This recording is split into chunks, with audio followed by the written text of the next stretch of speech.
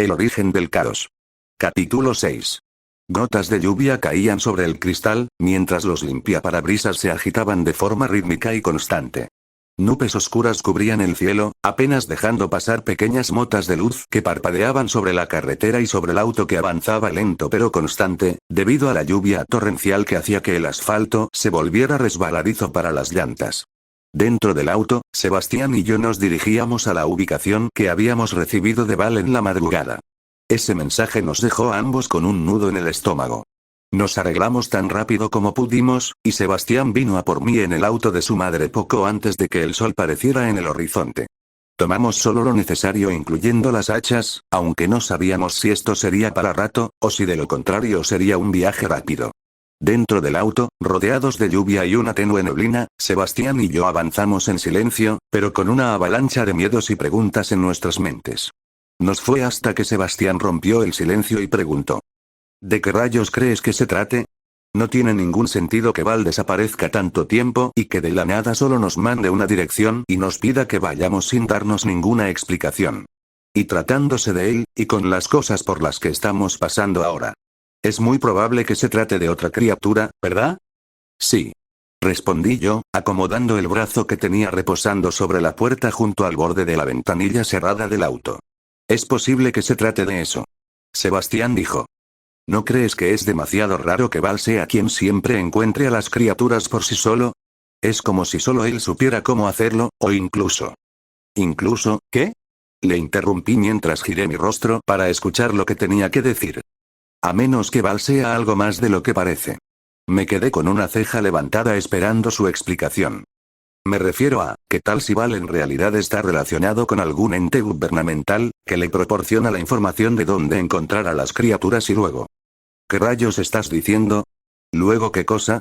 Volví a interrumpir, afirmándome en el asiento. Y luego él, nos busca a nosotros para acabar con ellos. Como una especie de programa súper secreto, donde están empezando a reclutar personas comunes y corrientes, y haciéndolas preparar para matar a estas criaturas poco a poco. Al igual que nosotros. Me quedé en silencio por unos segundos, mientras tras lo miraba con cara de pasmado, tratando de encontrar la forma de darle sentido a lo que acababa de escuchar. Esto es totalmente ridículo, y sin sentido.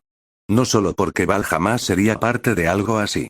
Sino, porque tanto Val como yo, tenemos un odio especial por esa clase de personas, el gobierno, por engañar a la gente y hacer como que todo este caos no existe. Además, ¿qué sentido tendría que hagan eso con las personas, cuando según tú, y las teorías que me contaste, el gobierno mismo no sabe ni puede eliminar a esas cosas? ¿Qué se supone que harían las personas comunes? Pues sí. Pero, nosotros ya matamos a una. ¿Eso no le da un poco de peso a mi teoría? Preguntó Sebastián, con una mirada expectante. Después de soltar un soplido entre mis labios le dije: pues sí. Pero lo de Val está completamente descartado. Luego de eso continuamos con nuestro camino, entre conversaciones cortas y nubes de tormenta que nos cubrían desde arriba, envolviéndonos de un paisaje gris y melancólico. Así pasaron varias horas en ruta.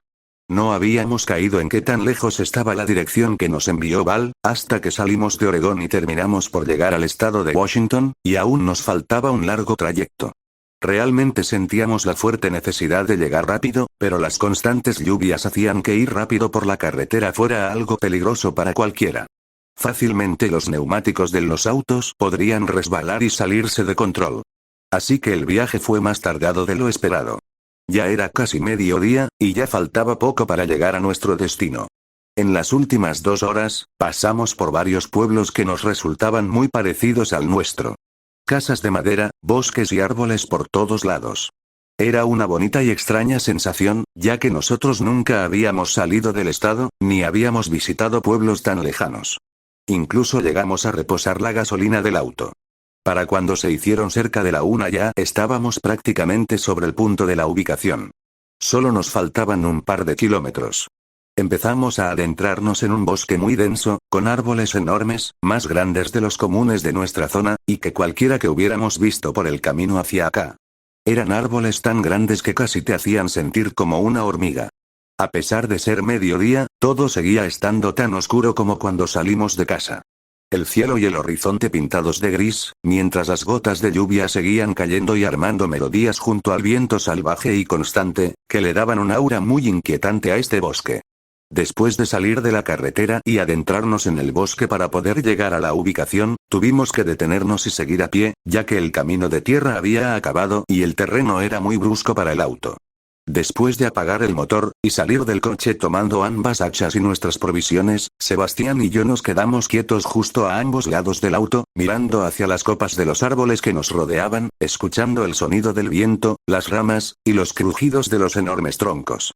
Nuestra respiración se materializaban frente a nosotros en forma de pequeñas nubes de vapor, que se condensaban con el frío del ambiente.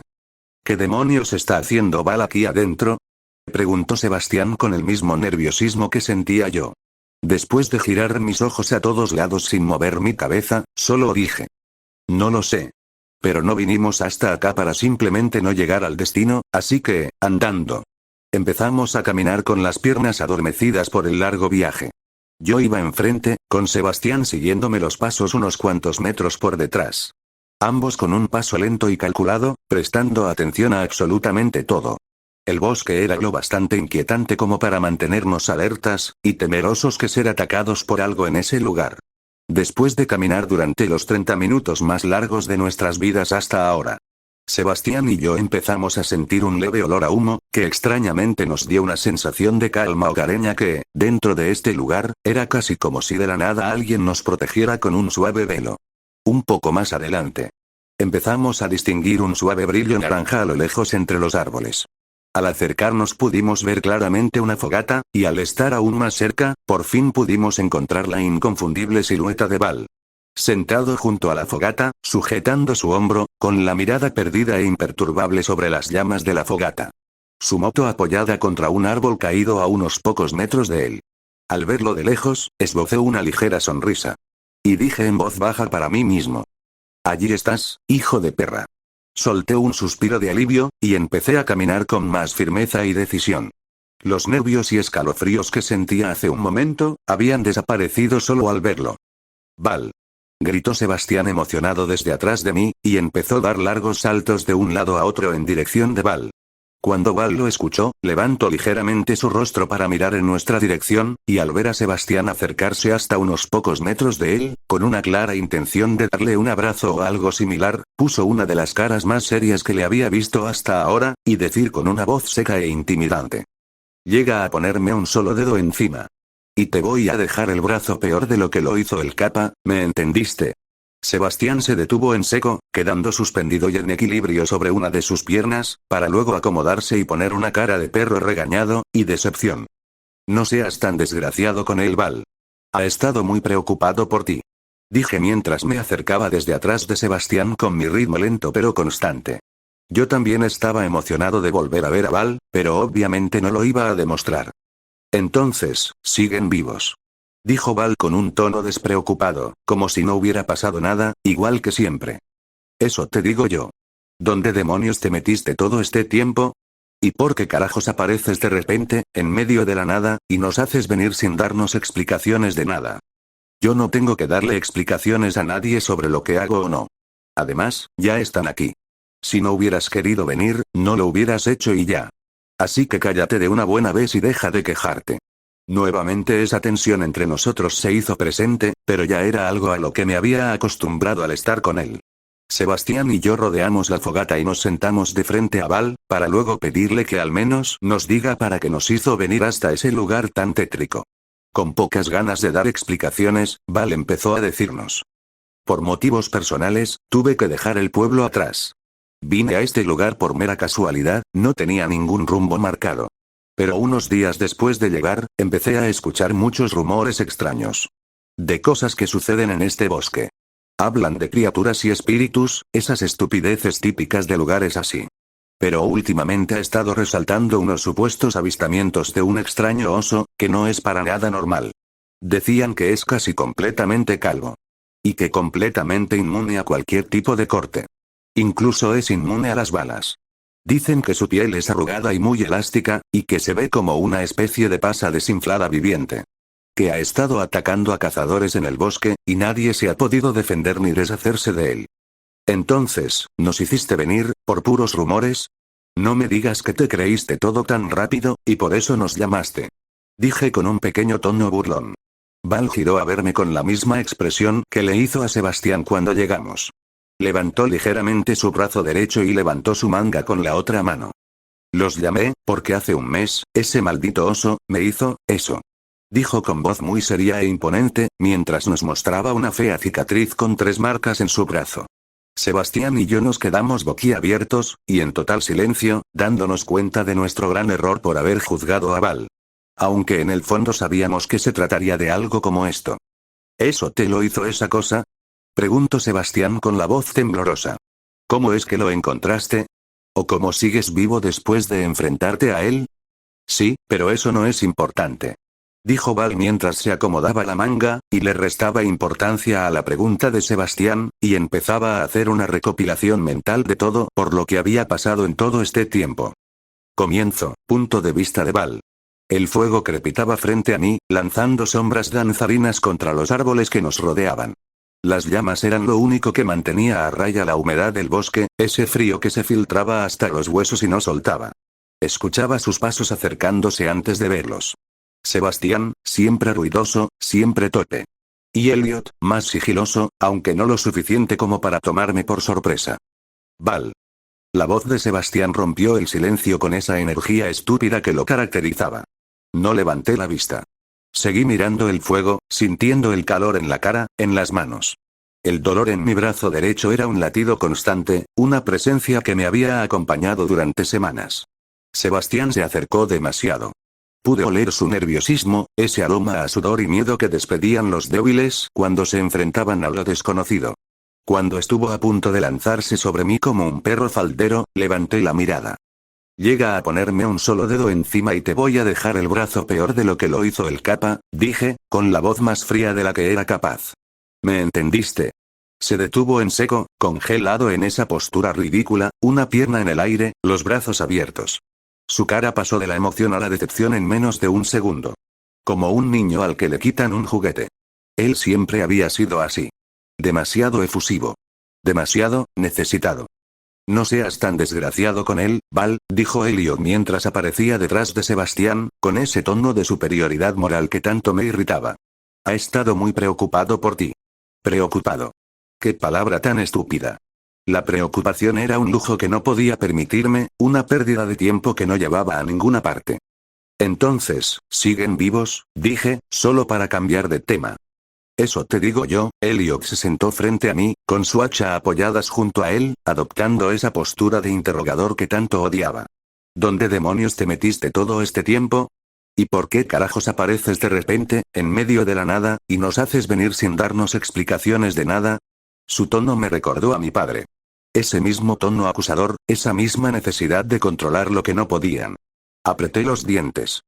Yo no tengo que darle explicaciones a nadie sobre lo que hago o no, respondí, manteniendo la voz baja, medida. Además, ya están aquí. Si no hubieras querido venir, no lo habrías hecho y ya. Así que cállate de una buena vez y deja de quejarte.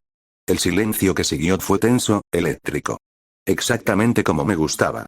Elliot me sostuvo la mirada durante unos segundos antes de desviarla hacia el fuego. Sebastián, por su parte, se había sentado en silencio, con las rodillas pegadas al pecho y los ojos muy abiertos, como un animal asustado. Yo fumaba. No había sido una decisión consciente, al principio. Una noche, después de la pelea con el oso, mientras me limpiaba la herida con alcohol y sentía cómo el líquido quemaba la carne abierta, había encontrado una cajetilla casi vacía en la guantera de mi moto. La había encendido sin pensar, solo para hacer algo con las manos, para tener un punto de calor que no fuera el dolor ardiente en mi brazo. El humo me había llenado los pulmones, y por un momento, solo un momento, el mundo se había vuelto más soportable. Ahora era un hábito.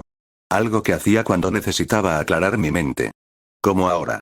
Saqué la cajetilla del bolsillo interior de mi chaqueta, saqué un cigarrillo con los labios y lo encendí con una rama que tomé del fuego. La primera calada quemó mi garganta, pero la seguí aguantando.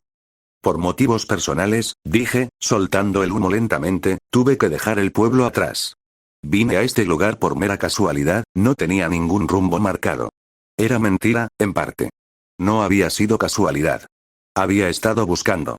Días enteros recorriendo carreteras secundarias, adentrándome en bosques, preguntando en pueblos perdidos donde nadie recordaba mi cara. Buscando cualquier rastro de aquella cosa. El león con cuernos. La bestia que había destrozado la universidad. La que había matado a... Solté el humo con más fuerza de la necesaria. Pero no había encontrado nada. Como si se hubiera desvanecido en el aire. Como si nunca hubiera existido.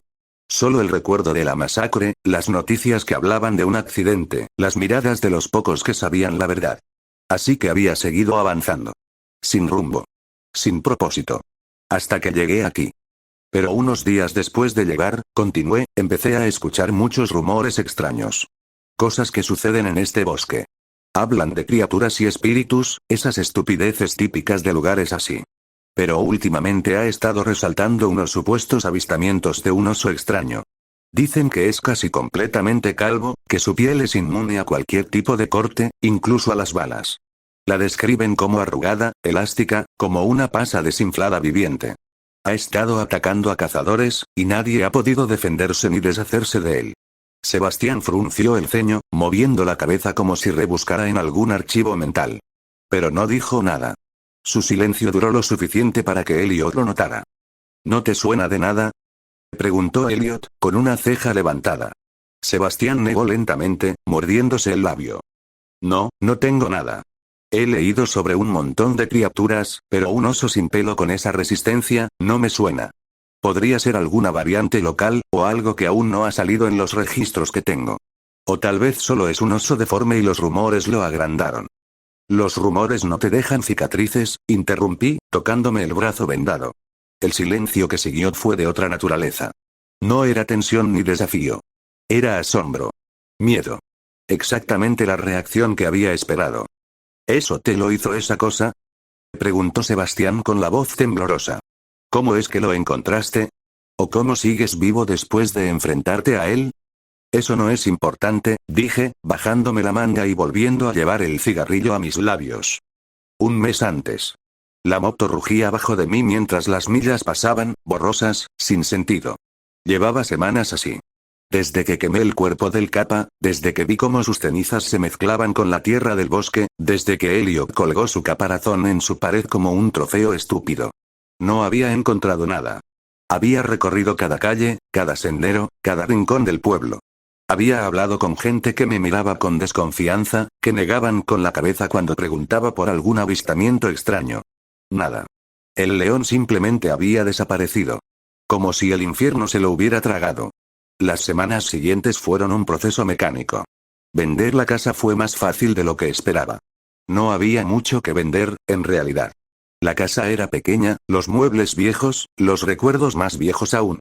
Firmé los papeles con una frialdad que sorprendió incluso al agente inmobiliario, guardé lo poco que me importaba en una mochila y una caja, y me fui. No miré atrás. La moto era lo único que me importaba. Había pasado meses ahorrando para comprarla, trabajando en el taller de mecánica de Oldman mientras escuchaba sus historias de juventud y fingía interés. Era una Harley Davidson Iron 883. Negra, compacta, con el rugido justo para ahogar mis pensamientos cuando la velocidad se lo permitía. La cargué con lo esencial. Ropa, herramientas, las 2 hachas. El resto lo dejé en la caja que envié a un almacén de almacenamiento en un pueblo al norte. Por si acaso. Durante semanas recorrí carreteras secundarias, adentrándome en bosques estatales, deteniéndome en pueblos que apenas aparecían en los mapas. Preguntaba siempre lo mismo. ¿Han visto algo extraño? ¿Algún animal grande? ¿Algún avistamiento fuera de lo normal? Las respuestas eran siempre las mismas. Miradas desconfiadas, negativas, algún rumor sobre un puma que se había llevado abejas, nada más. Nada que mereciera la pena. El león se había esfumado. Pero no podía dejar de buscarlo. No era por venganza. No era por justicia. Era algo más primitivo, más oscuro. Aquella cosa me había arrebatado lo único que me importaba, lo único que hacía que el mundo fuera tolerable. Y no iba a detenerme hasta verla muerta a mis pies. O morir en el intento. Fue en un pequeño pueblo al norte de Washington donde las cosas cambiaron. Llevaba 2 días allí, hospedado en un motel de carretera que olía a humedad y a tabaco rancio. Había pasado la tarde en un bar mugriento, bebiendo café malo y escuchando las conversaciones de los lugareños con la atención que otros reservan para los informativos. Fue un viejo con barba cana quien soltó la información que buscaba. Hablaba con un camarero joven, bajando la voz como si compartiera un secreto prohibido. Y dicen que el oso ese ha vuelto a aparecer, dijo el viejo, acercándose al mostrador. El calvo, ¿sabes? El que atacó a los cazadores el año pasado. ¿Otra vez? Preguntó el camarero, con una mezcla de miedo y curiosidad. Pensé que se había ido. Se fue, pero volvió. Jimmy el trampero dice que lo vio hace 3 días, cerca del arroyo de las rocas. Dice que no hay bala que le haga daño. Que la piel es como caucho, que las balas rebotan como si fueran de goma. El camarero soltó una risa nerviosa. Jimmy siempre ha sido un bebedor. Puede ser, el viejo asintió. Pero también está el cuerpo de Mike. El que encontraron la semana pasada, todo arañado, con marcas de garras como ninguna que haya visto. Y Mike no era ningún novato. Mi café se había enfriado. Lo dejé sobre la barra con un golpe seco y me levanté. Ninguno de los dos me prestó atención mientras salía. A la mañana siguiente estaba en el bosque. El arroyo de las rocas no era difícil de encontrar. El viejo del bar me había dado suficientes indicaciones para orientarme, aunque no había preguntado directamente. Preguntar demasiado levantaba sospechas. Mejor moverse en silencio, pasar desapercibido. La moto la dejé en un claro a unos 5 kilómetros del arroyo. A partir de ahí, seguí a pie. Llevaba el hacha de bombero sujeta a la espalda, una mochila con provisiones para 3 días, y una determinación que bordeaba lo irracional. El bosque era denso, con árboles tan altos que apenas dejaban pasar la luz.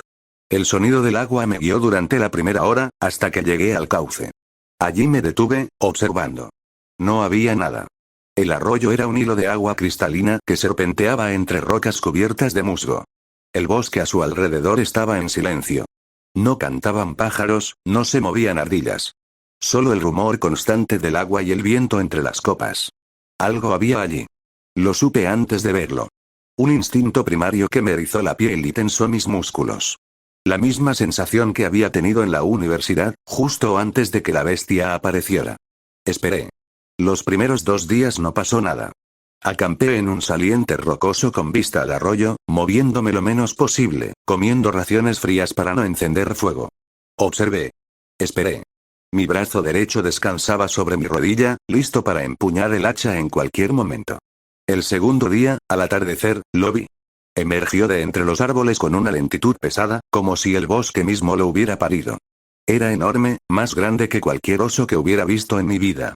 Su cuerpo era una masa informe de piel grisácea, arrugada, casi traslúcida en algunos puntos. No tenía pelo. Ni un solo pelo en todo su cuerpo. Su cabeza era desproporcionadamente grande, con unos ojos pequeños y negros que brillaban con una inteligencia que me heló la sangre. No era un oso. No del todo. Se movía con una torpeza que parecía falsa, como si estuviera interpretando la torpeza de un animal para engañar a sus presas. Cada paso que daba hundía sus patas en la tierra húmeda, dejando huellas tan profundas que parecían hechas con un martillo. Lo observé desde mi escondite durante horas. Vi cómo bebía del arroyo, cómo olfateaba el aire, cómo sus ojos recorrían el bosque con una paciencia que no era de este mundo. Vi cómo se alejaba al caer la noche, internándose en la espesura con la misma lentitud con la que había llegado. Lo seguí. Esa fue mi primera equivocación. No porque perdiera el rastro. Lo seguí sin problemas durante casi 1 hora, manteniendo la distancia, moviéndome entre los árboles con el sigilo que había perfeccionado durante años. El problema fue que no me di cuenta de que él también me estaba siguiendo a mí. O tal vez sí lo supe. Tal vez una parte de mí lo sabía, pero no le importó. La segunda equivocación fue atacar. Lo encontré en un claro, de espaldas a mí, hurgando entre los restos de un árbol caído. Su lomo grisáceo se elevaba y descendía con cada respiración. Parecía vulnerable. Parecía fácil. Me acerqué con el hacha en alto, calculando la distancia, el ángulo, la fuerza necesaria. 10 pasos. 5. 3. El hacha se hundió en su lomo con un golpe sordo que me vibró hasta los hombros. El sonido que emitió no fue un rugido. Fue algo más grave, más profundo, como si el suelo mismo hubiera gemido bajo mis pies. Giró sobre sí mismo con una rapidez que su tamaño no debería permitir, y sus ojos negros me miraron con una furia que no era animal. Sacó el hacha de su espalda como si nada. La herida que había dejado era superficial, apenas un rasguño en su piel arrugada. No sangraba. Solo se contrajo, cerrándose lentamente mientras él se volvía hacia mí. No tuve tiempo de pensar. Su pata izquierda se movió en un arco que silbó al cortar el aire. Me lancé hacia atrás, pero no fui lo suficientemente rápido. Las garras me alcanzaron el brazo derecho, 3 surcos ardientes que me desgarraron la manga de la chaqueta y la piel que había debajo. El dolor fue inmediato, abrasador. Un grito se escapó de mi garganta mientras rodaba por el suelo, sujetándome el brazo con la mano izquierda, sintiendo como la sangre caliente empapaba mi ropa. El oso me miró. No se acercó. No remató. Se quedó allí, observándome con sus ojos negros, como si disfrutara viéndome retorcerme en el suelo. Esa mirada me devolvió a la universidad. A la bestia con cuernos que nos había masacrado. A la cabeza de serpiente que había destrozado a... No. Me puse de pie tambaleándome. El brazo derecho colgaba inútil a mi lado, la sangre goteaba entre mis dedos, el hacha estaba en el suelo a varios metros. No importaba. Saqué la navaja que llevaba en el cinturón y me puse en guardia con la izquierda. El oso inclinó la cabeza, como si no entendiera. Luego emitió un gruñido grave, casi un suspiro, y comenzó a caminar hacia mí. Corrí. No fue una decisión consciente. Fue el instinto de supervivencia que todavía conservaba, el mismo que me había salvado en la universidad. Corrí hacia el arroyo, hacia el sonido del agua, hacia algún lugar donde pudiera perderlo. El bosque pasó borroso a mi alrededor. Las ramas me azotaban la cara, las raíces intentaban atrapar mis pies. Detrás de mí, oía el avance del oso. No rápido, no urgente. Como si supiera que no podía escapar. En la penumbra del bosque, con la sangre caliente resbalando por mi brazo y el dolor nublándome la visión, cometí mi tercera equivocación. No vi el borde del barranco hasta que ya estaba cayendo. Fue una caída corta, apenas 3 o 4 metros, pero suficiente para estrellarme contra el suelo con un golpe que me dejó sin aliento. Mi brazo derecho, el herido, fue el primero en impactar. El dolor fue tan intenso que mi visión se volvió blanca por un instante. Cuando recuperé el sentido, estaba en el fondo de una zanja estrecha, rodeado de rocas y raíces. El brazo me latía con cada latido de mi corazón, y la sangre seguía brotando, empapando la tierra bajo mí. Arriba, en el borde del barranco, la silueta del oso se recortó contra el cielo gris. Me observó durante un largo rato. Sus ojos negros brillaban en la penumbra, fijos en mí, evaluando. Luego, lentamente, se alejó. No se fue del todo. Durante los días siguientes, lo supe. Cada vez que intentaba trepar por las paredes de la zanja, oía sus pasos en la superficie. Cada vez que gritaba, su sombra se recortaba contra la luz. Estaba esperando. Me dejó allí una semana. Una semana entera, atrapado en el fondo de esa zanja, con el brazo derecho infectándose, con la fiebre subiendo y bajando como una marea, con el dolor como única compañía. Los primeros días fueron los peores. La herida supuraba, un líquido verdoso que olía a muerte. No podía mover los dedos de la mano derecha. No podía empuñar nada. Cada vez que intentaba incorporarme, el mundo daba vueltas a mi alrededor y caía de nuevo sobre las rocas. Bebía agua del arroyo que corría a pocos metros, arrastrándome sobre el vientre como un gusano. Comía insectos cuando podía atraparlos. Dormía cuando el dolor se volvía insoportable. Y pensaba. Pensaba en la universidad. En el techo derrumbándose. En la sangre extendiéndose bajo los escombros.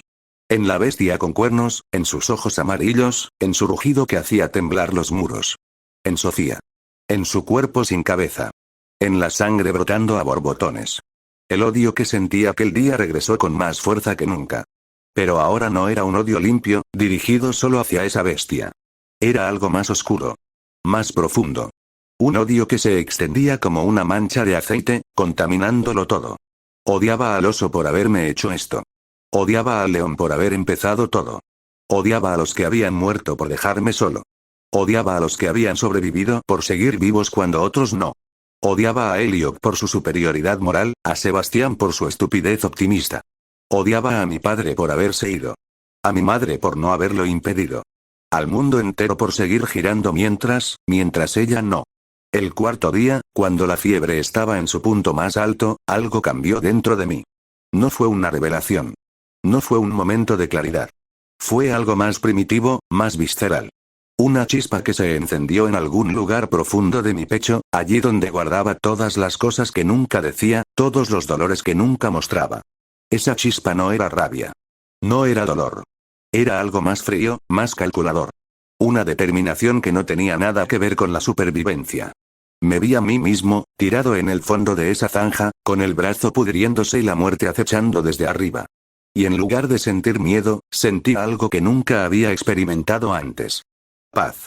No una paz reconfortante, de esas que prometen las religiones. Una paz vacía, desolada. Una paz que me liberaba de todo. Del miedo. De la duda. De la culpa. En el fondo de esa zanja, con la fiebre ardiendo en mis venas y la infección devorando mi brazo, dejé de ser humano. No quiero decir que me volviera un monstruo. No quiero decir que perdiera la razón. Lo que perdí fue algo más sutil, más importante. Perdí la capacidad de sentir que algo valía la pena excepto una cosa. Matarlos.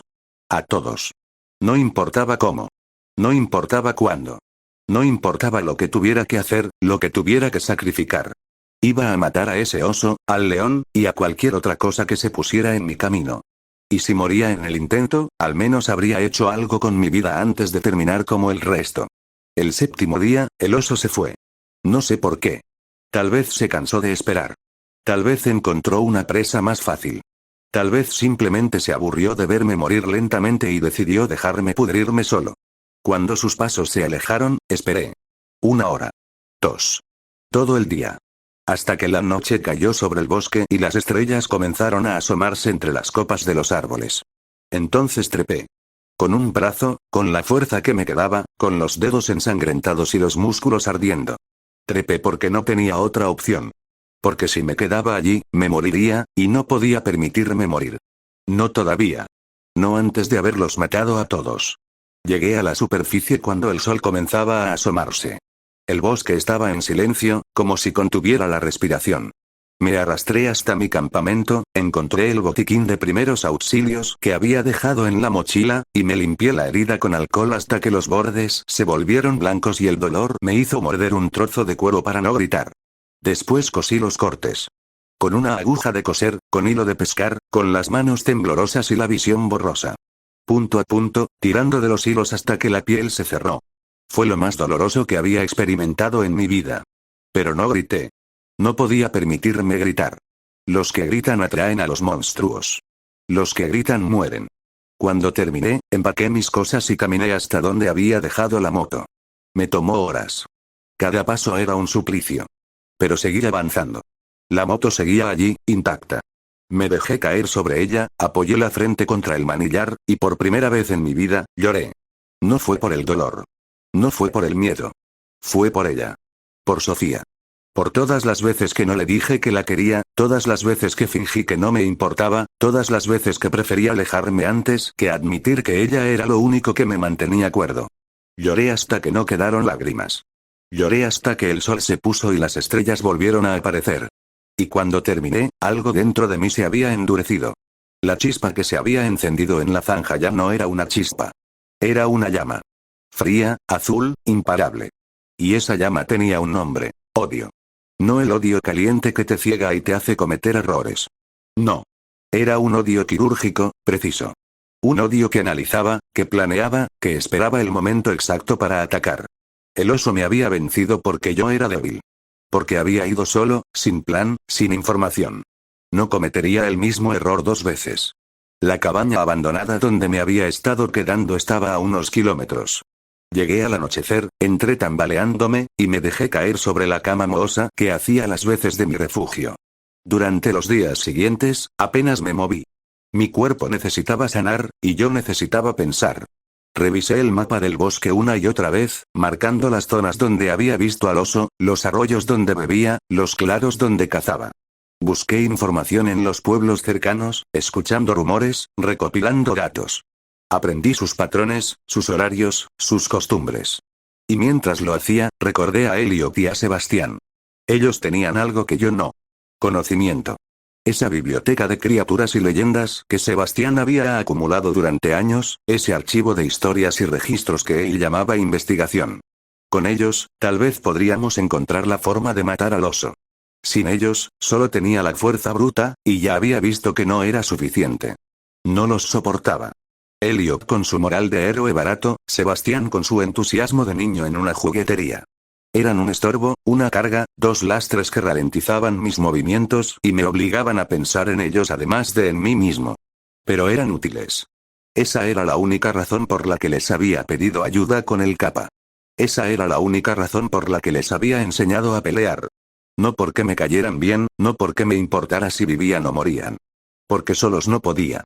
Porque necesitaba a alguien que cubriera mis espaldas mientras yo hacía lo que tenía que hacer. Y ahora los necesitaba de nuevo. El grupo de WhatsApp que Elliot había creado llevaba semanas acumulando mensajes que yo no respondía. Sebastián escribía casi a diario, contando sus progresos en el entrenamiento, preguntando cómo estaba. Elliot había dejado de escribir después de la primera semana. Demasiado orgulloso para mendigar respuestas, demasiado terco para admitir que le importaba si yo seguía vivo o no. Me gustaba eso de él. Su orgullo. Era casi tan grande como el mío. Una noche, cuando el brazo ya podía moverlo sin que el dolor me nublara la vista, tomé el teléfono y abrí el grupo. Mis dedos duraron sobre el teclado. ¿Qué iba a decir?